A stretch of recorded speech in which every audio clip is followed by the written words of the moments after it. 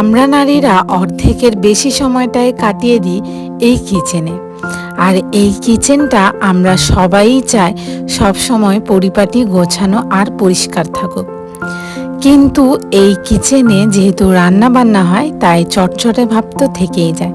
তাই ডেইলি ক্লিনিংয়ের সাথে আমি যেভাবে কিচেনটা সপ্তাহে ভালোভাবে ক্লিন করি, সেই নিয়েই থাকছে আমার আজকের ভিডিও। আসসালামু আলাইকুম সবাইকে, কেমন আছেন সবাই? আশা করছি সবাই অনেক ভালো আছেন। আলহামদুলিল্লাহ, আমরাও অনেক ভালো আছি। তো সকাল সকাল চা থেকে শুরু করছি আজকের ব্লগটা। তো আজকে চা আর কাপে খাচ্ছি না, আজকে চা এরকম বাটিতে করে খাচ্ছি। তো কারা কারা আপনারা কাপ ছাড়াও এরকমভাবে চা খেতে পছন্দ করেন, তো অবশ্যই কমেন্ট করে জানাবেন। তো আমি বেশিরভাগ বিস্কিট, কখনো কখনো আর এই টোস্টটা দিয়েই খেয়ে থাকি। তো যেদিনে ভাবি যে আজকে আমি আমার কিচেনটা ক্লিন করব, তো সেদিন সকাল সকালই রান্না বান্না বসিয়ে দিই। তো দুপুরের রান্নাটা যেহেতু একটু সময় লাগে, তো তাড়াতাড়ি না বসালে তো হবেও না। আর বেশিরভাগ আমি একটা ডেট ফিক্স করে রাখি, যেমন সানডে সানডে চেষ্টা করি যে আমার কিচেনটাকে আমি এরকমভাবে ক্লিন করব, মানে যেটা আর কি উইকলি আমি যে ক্লিনিংটা করি। আর এই উইকলি ক্লিনিংটা না করে থাকলে না মাথায় একটা বসে যায় যে আমার এই উইকে আর কি ক্লিনিং করা হলো না। কখনো কখনো যেমন মেহমান এলে বা বাড়িতে কোনো গেট টুগেদার হলে তখন একটু মানে এরকম হয়ে যায় যে করা হয় না। তো তখন মনে হয় যে কবে করব। নাহলে কি হয়, ওটা যদি সেমভাবে রেখে দিই না, মানে অনেক দিন পর যখন আমি ডিপ ক্লিন করতে যাই কিচেন, তখন অনেক কষ্ট হয় আর কি। ক্লিন করতে অনেক সময় লাগে, একদম গা হাত পা সব মানে ব্যথা হতে শুরু করে দেয়। তো তাই জন্য চেষ্টা করি, যেহেতু মানে বড় কিচেন, তাই জন্য ডেইলি একটা রুটিন রাখি ক্লিন করার। তারপরে উইকলি একটা ক্লিনিংয়ের মানে রুটিন রাখি, এতে করে আমার অনেকটা সুবিধা হয়। তো দুপুরের রান্নাতে আজকে উচ্ছে আলুর চচ্চড়ি আর পটল আলুর ভাজা, এগুলোই করছি। ডাল করছি। তো এখানে আমি উচ্ছে আলুর চচ্চড়িটা না উচ্ছেটা ভেজে রান্না করি, তো উচ্ছেটা তাই জন্য ভেজে নিয়েছি। আর উচ্ছেটা ভেজে তুলে নেওয়ার পর ওতে তেল দিয়ে পটল আলুটাও ভাজা করে নিয়েছি। তো এরপরে আমি কিছু আলু কেটে রেখেছিলাম, পেঁয়াজ কেটে রেখেছিলাম। তো যে উচ্ছেটা ভেজে রেখেছি সেই উচ্ছে আলুটার চচ্চড়িটা করে নেব তাড়াতাড়ি। আর ডালটা আমি এক পাশে সিটি হতে দিয়েছি। তো এইখানে উচ্ছে আলুর চচ্চড়িটা বসাচ্ছি। এখানে পেঁয়াজটাকে ভালো করে একটু ফ্রাই করে নিলাম। তো খুব একটা তো ফ্রাই করতে লাগে না চচ্চড়ির যে পেঁয়াজটা। তো তারপরে আমি আলু দিয়ে সমস্ত রকম মশলা দিয়ে ভালো করে এখানে কষিয়ে নেব। তো আলুটা হাফ কষিয়ে নেওয়ার পর এখানে আমি উচ্ছেটা অ্যাড করে দিয়েছি ভেজে রাখা। তো সেটাকেই এখন দুটো মিক্স করে ভালো করে কষিয়ে নিচ্ছি। আর ডালটা সিটি করে নিয়ে মানে ওটাতে ঘুটে ভালো করে পানি দিয়ে ফুটিয়ে নিয়েছিলাম। তো ওটাই একটুখানি বাগার করে নিলাম। তো এই ডালটা করে নিয়েছি কারণ এই ডালটাই আমরা বেশিরভাগ খাই, যেহেতু ঘরে বাবুরা আছে, ওদের আবার না হলে আলাদা ডাল করতে হবে, এই কারণেই আমি একসাথে করে নিয়েছি ডালটা। তো সিম্পল মতো খাবার সব রান্না বান্না করা কমপ্লিট। এবার আমি ক্লিনিংটা করে নেব। ক্লিনিং আমি অলওয়েজ এই কর্নারটা থেকেই স্টার্ট করি। তো এই কর্নারে আমি বেশি কিছু রাখি না। তো এই কৌটো দুটো ছিল, আর এই যে থালা বাসন রাখার বাস্কেটটা, আর সাথে এই মিক্সার গ্রাইন্ডারটা। তো মিক্সার গ্রাইন্ডারের যে প্লাগটা, সেটা কিন্তু ফ্রিজের পেছনে আটকানোই থাকে সব সময়। তো এতে করে আমার সুবিধা হয়, সব সময় যে কোনো জিনিস ইজিলি আমি মিক্সারে মানে গ্রাইন্ড করে নিতে পারি। তো এই জন্য এখানেই রেখে দিই, এটাকে আমি আলাদা কোথাও সরাই না। আর যেই বাস্কেটটা দেখতে পেলেন, সেই বাস্কেটটা আমি ওইদিকে সিঙ্কের পাশে রাখতাম, কিন্তু এখন ওইটা থেকে এত পানি বেরোয়, ফ্লোর অনেক নোংরা হয়, মানে আমার কাজ আরও বেড়ে যায়। তো এখন আমি একটা গামলা ইউজ করি থালা বাসন রাখার জন্য। আর এখানে যেই আর কি থালা বাসনগুলো শুকিয়ে যায় তখন এখানটায় রাখি। তো ফার্স্টে এই কর্নারের যে স্ল্যাবটা আর যে ওপরের যে টাইলসটা, যেগুলো হাত পড়ে বা কিছু গ্রাইন্ড করতে গিয়ে মশলা পড়ুক যাই পড়ুক, সেইগুলো যে চটচটে ভাব থাকে, সেইগুলো আগে আমি এরকম সাবান দিয়ে আগে পরিষ্কার করে নিয়েছি, তারপর একটা কাপড় দিয়ে ভালো করে মুছে নিচ্ছি। আর মিক্সারটাকেও সেমভাবে আমি মুছে নিয়েছি। আর কিচেন ক্লিন করার জন্য আমি কোনো রকম কিচেন ক্লিনার ইউজ করি না, আমার মনে হয় ওগুলো ওয়েস্ট অফ মানি। তো এমনি যে ডিশ ওয়াশারগুলো থাকে সেগুলো দিয়ে ইজিলি খুব ভালোভাবে ক্লিন হয়ে যায়। তো আমার মনে হয় না যে ওগুলো কিনে আর কি মানে মানি ওয়েস্ট করা আর কি দরকার। তো তাই জন্য আমি ডিশওয়াশার দিয়েই বেশিরভাগ ক্লিন করে থাকি। জাস্ট ফ্রেগরেন্সের জন্য আপনি অনেক কিছু মানে মার্কেটে পাওয়া যায়, সেগুলো ইউজ করতে পারেন কিচেনের আর কি ব্যাড স্মেলটা মানে যাতে না থাকে। তো এমনিতেও ডিশওয়াশার দিয়ে ক্লিন করার পর একটা সুন্দর স্মেল পাওয়া যায়।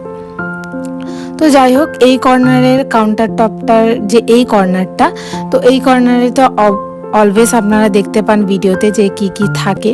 তো এইটা একটু সাজানো গোছানো থাকে, র্যাক থাকে, আমার স্প্যাচুলা হোল্ডার, তারপর রাউন্ড যে আমার ট্রেটা সেই ট্রেটাও থাকে। তো এইখানটা আমি অলওয়েজ ইউজ করি বলে না একটু চটচটে ভাবটা বেশি। তো এখানটাও আমি সেমভাবে ক্লিন করে নিচ্ছি ওপরটাও, আর মানে টাইলস যেগুলো একদম ওপর অবধি ক্লিন করেছি আমি, আর নিচের যে মার্বেলটা সেটাও।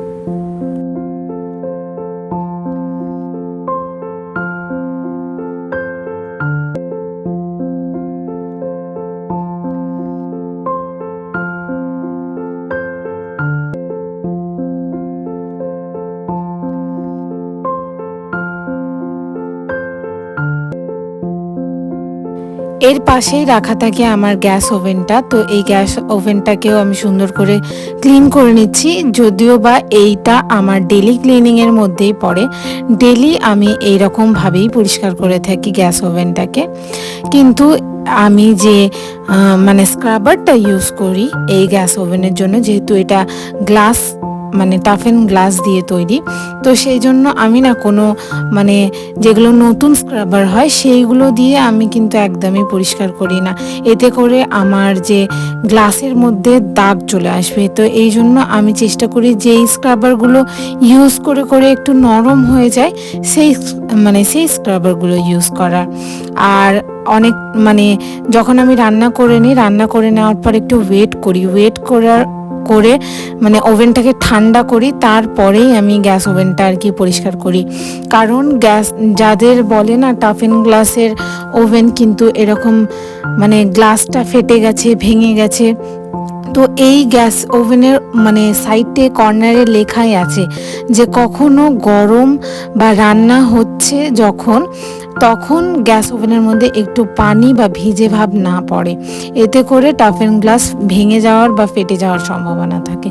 তো আমি অলওয়েজ চেষ্টা করি একটু মানে ঠান্ডা করার, তারপরে আমি চেষ্টা করি যে পরিষ্কার করার।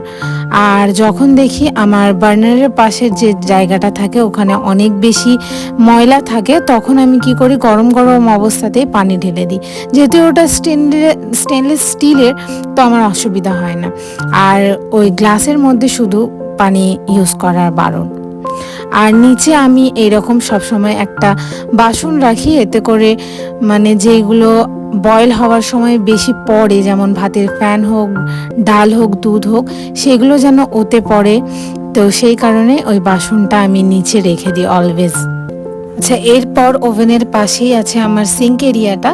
তো সিঙ্কের পাশে এরকম আমি ডেলি ক্লিনিং করে থাকি, যেহেতু এখানটায় বাসনপত্র রাখা থাকে। তো অনেক বাসন হলে তো সবসময় সিঙ্কে মানে অতটা থাকে না, তো কিছুটা এই সিঙ্কের পাশের এরিয়াটাতেও থাকে। তো তাই জন্য চেষ্টা করি গ্যাস ওভেনের সাথে সাথে ডেলি ক্লিনিংয়ের মধ্যে আমার এই মানে কাউন্টার টপের যে এই সাইডের জায়গাটা, এটাকেও আমি সবসময় এরকম সাবান দিয়ে পরিষ্কার করি, তার সাথে এরকম ভিজে একটা কাপড় দিয়ে আবার পরিষ্কার করে ফেলি। যারা এই প্রথম আমার এই ভিডিওটা দেখছেন, আপনাদের যদি আমার ভিডিওটা ভালো লাগে তাহলে অবশ্যই আমার ভিডিওতে একটা লাইক করে দেবেন আর আমার চ্যানেলটাতে সাবস্ক্রাইব করে দেবেন। আর যারা অলরেডি সাবস্ক্রাইব করে আছেন তাদেরকে আমার ভিডিওটা দেখার জন্য অনেক অনেক ধন্যবাদ। আর আপনারা সুন্দর সুন্দর কমেন্টও করেন, তো সেগুলোরও আমি সবসময় চেষ্টা করি রিপ্লাই করার। তো এরপর যেটা আমার ডেলি ক্লিনিংয়ের মধ্যেও থাকে সিঙ্কটা পরিষ্কার করা।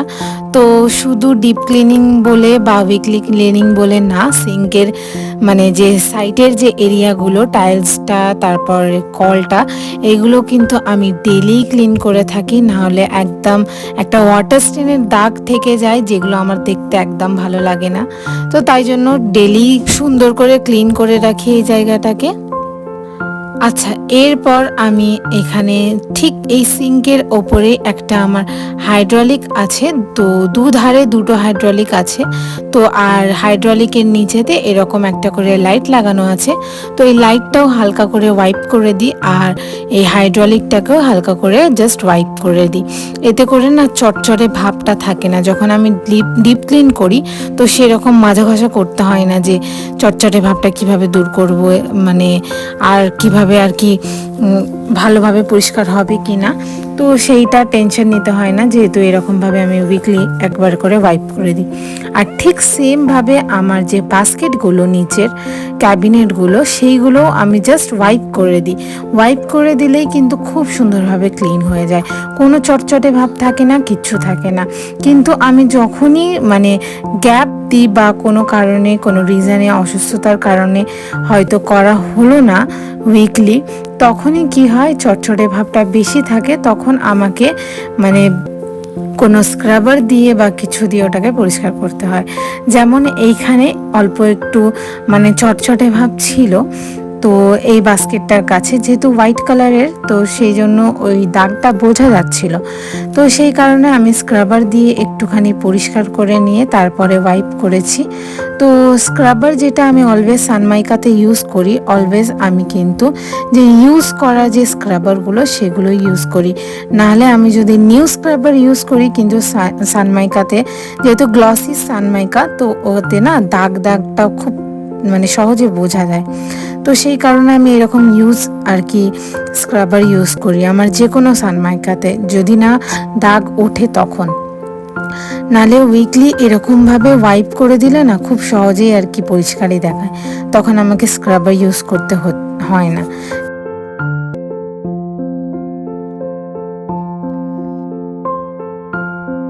তো এই তো ফাইনালি আমি আমার কিচেনটা সুন্দর করে ক্লিন করে নিয়েছি।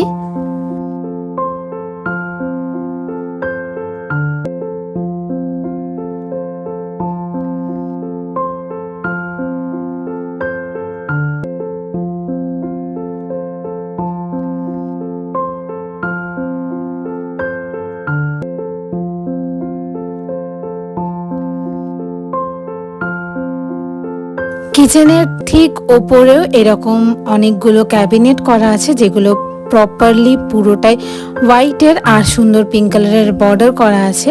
তো এটা কিন্তু আমি একদমই উইকলি ক্লিন করি না, যেহেতু অনেকটা ওপরে আমার হাতও পৌঁছায় না, তো সেই কারণে এটা আমি মান্থলি ডিপ ক্লিনিংয়ের টাইমেই করে থাকি। আর এরপরে আমি এই ফ্লোরটা সুন্দর করে এখন মুছে নিচ্ছি।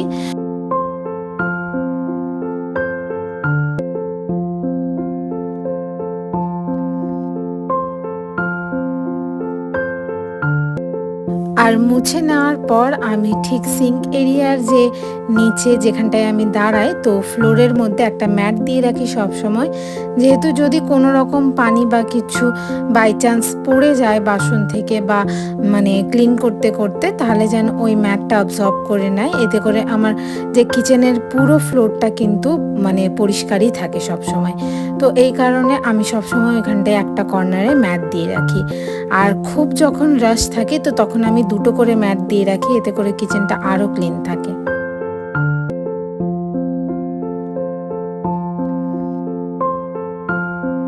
আর একটুখানি সুন্দর স্মেলের জন্য আমি এখানে ফ্রেশনার ইউজ করছি। তো আজকের ভিডিওটা আমি এখানেই শেষ করছি। তো সবাই ভালো থাকবেন, সুস্থ থাকবেন।